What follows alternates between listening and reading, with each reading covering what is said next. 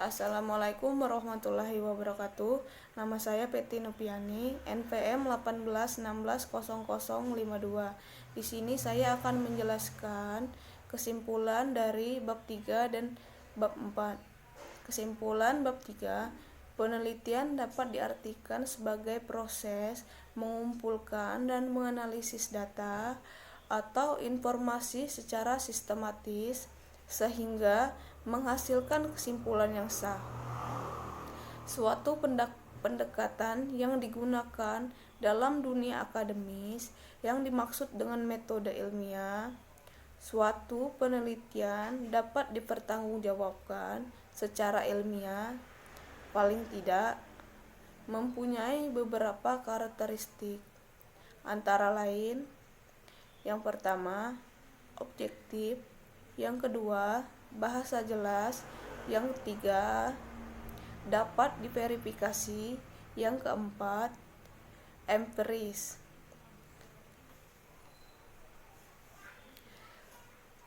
Ilmu pengetahuan mempunyai hubungan yang erat dengan penelitian atau kajian.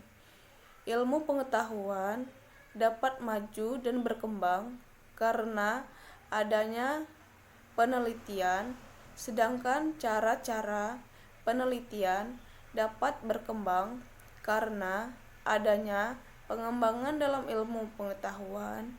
Dalam sejarah upaya mencari kebenaran ilmiah, ini semua disiplin ilmu, termasuk ilmu bahasa atau linguistik, telah mengalami beberapa tahap perkembangan, yaitu tahap spekulasi, tahap observasi, dan tahap penyusunan teori.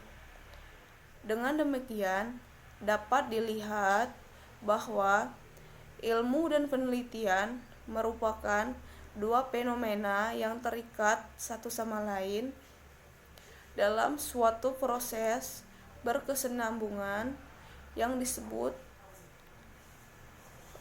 proses ilmiah atau proses kegiatan ilmiah.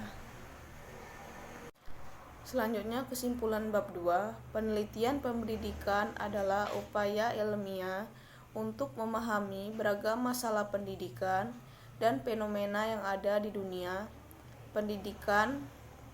Fenomena merujuk pada masalah yang muncul dalam sistem pendidikan formal, non-formal, maupun informal.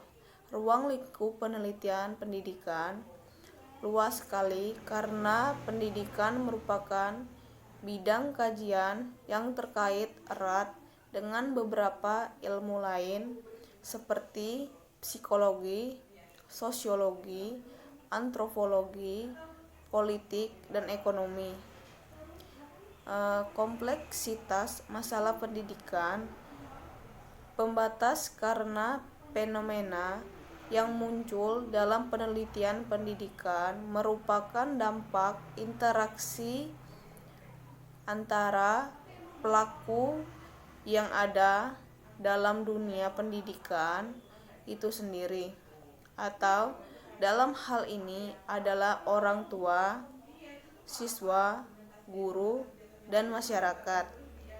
Keterbatasan kedua dalam penelitian pendidikan adalah metodologi yang digunakan fenomena yang dikaji dalam dunia pendidikan melibatkan pengukuran karakteristik manusia yang berhubungan dengan cara pemecahan masalah yang menggunakan keterampilan berpikir sebagai pokok kajian.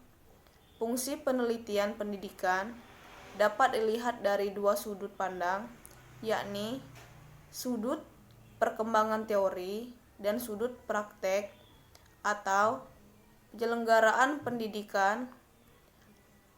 Manfaat penelitian pendidikan adalah memberikan masukan atau gambaran yang sebenarnya tentang ketersediaan sumber daya tersebut beserta hal-hal yang terkait. Eh, Penelitian pendidikan menurut penggunaannya dibagi menjadi penelitian dasar atau murni dan penelitian terapan.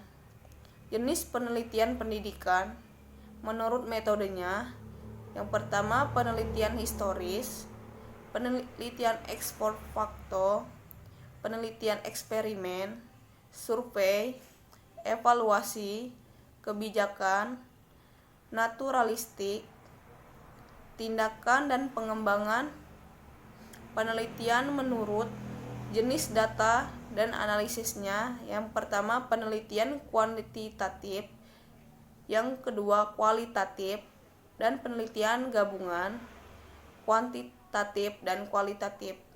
Sekian penjelasan dari saya. Apabila ada kurang saya mohon maaf, kepada Allah saya mohon ampun. Assalamualaikum warahmatullahi wabarakatuh.